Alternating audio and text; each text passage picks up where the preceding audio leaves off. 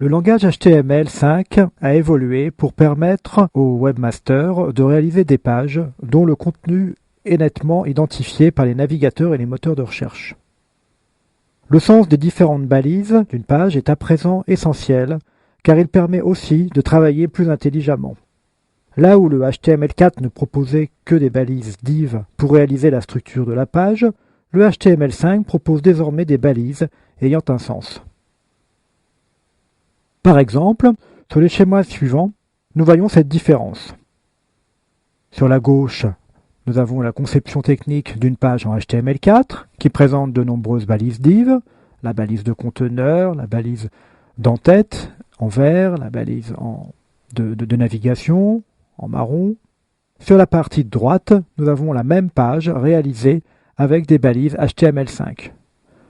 La partie en tête est à présent avec la balise header. La partie du menu est à présent avec une balise nav.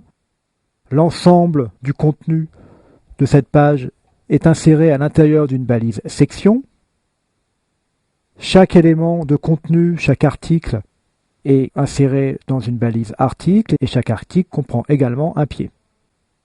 La zone citée à droite, insérée dans un bloc div dans le HTML4, est à présent insérée dans une balise aside en HTML5.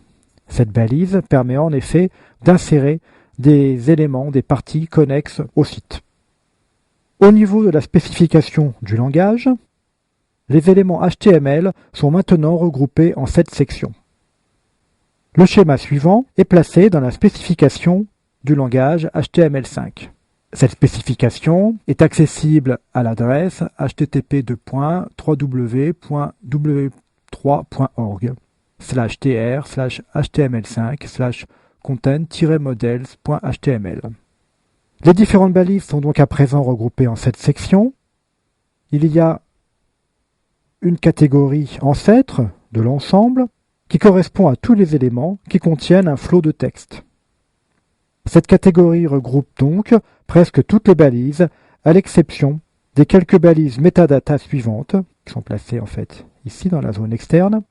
Ces différentes balises metadata, qui ne sont pas dans le flow, sont base, link, meta, script, style et title. Nous avons ensuite une catégorie phrasing content, qui correspond aux éléments qui apparaissent dans le texte. Tous les éléments apparaissent donc phrasing content, l'élément A, audio, map, meta, les éléments sub, strong, etc. Donc ce sont tous les éléments que l'on pouvait qualifier dans le temps d'éléments inline. Ensuite, nous avons une catégorie sectioning content, ce sont les éléments qui créent des sections, des parties dans la page. Il y a 4 balises dans cette catégorie. Ce sont les balises article, aside, nav et section. La catégorie embed, placée elle-même dans la catégorie phrasing, contient des éléments qui permettent d'ajouter ou d'afficher des ressources externes dans le document HTML. La catégorie interactive permet de fournir des éléments qui auront une interaction avec l'utilisateur. La catégorie metadata, ce sont des éléments qui établissent une relation entre le document et d'autres documents. Les éléments qui établissent la présentation ou le comportement du document.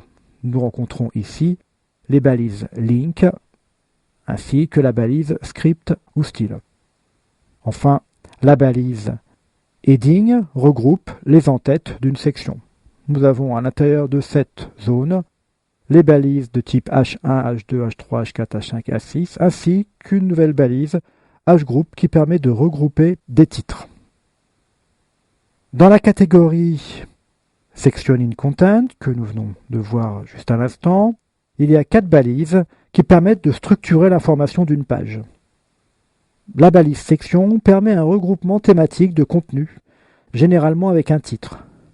Par exemple, les différentes pages à onglet dans une boîte de dialogue, les sections numérotées d'une thèse, ou bien la page d'accueil d'un site pourraient être divisées en sections pour l'introduction, les news et les informations de contact.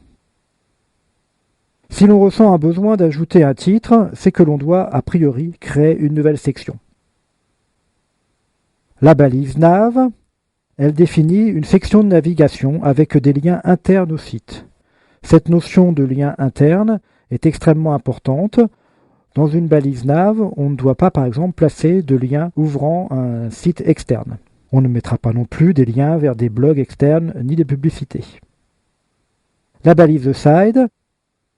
Aside représente une section de page qui se compose de contenu qui est indirectement lié au contenu et qui pourrait être considéré comme distinct de celui-ci. L'élément peut être utilisé pour des encadrés, pour de la publicité, pour des groupes d'éléments de navigation et pour tout autre contenu qui est considéré comme séparé du contenu principal de la page. Enfin, la balise article. Cette balise définit un contenu externe ou un contenu indépendant distribuable ou réutilisable. Dans la balise article, nous avons donc des paragraphes complets, des éléments qui peuvent être totalement indépendants. Cela pourrait être un post, un article de magazine ou d'un journal, une entrée de blog ou tout autre élément de contenu indépendant. Nous avons ainsi parcouru les différentes nouvelles balises de structure d'une page HTML. Ces différentes balises seront très pratiques pour composer toutes nos pages. Certaines balises ne figurent pas à l'intérieur de la zone sectioning ni heading, mais elles figurent uniquement dans la zone flow. C'est le cas par exemple de la balise footer et des balises header, qui ne font partie uniquement de la partie flow.